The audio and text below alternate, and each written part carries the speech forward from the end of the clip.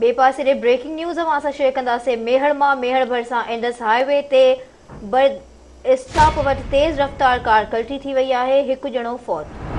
Breaking news है मांखे मेहड़ में अपडेट कंदा हलूं तो मेहड़ भरिसां इंडस हाईवे ते स्टॉप वटि तेज़ रफ़्तार कार कल्टी थी पई आहे। हादसे के नतीजे में एक ॼणो फौत थी वियो आहे जॾहिं त 4 ॼणा ज़ख़्मी थी पिया आहिनि। फौती जी सुञाणप हुगो सईद खान वासी नूर हुसैन चन्ना तौर थी आहे। तफ़सील मालूम कंदासीं मेहड़ में आवाज़ टीवी के रिपोर्टर मंजूर महेसर खां। जी मंजूर, ॿुधाइजो त हादसो की पेश आयो।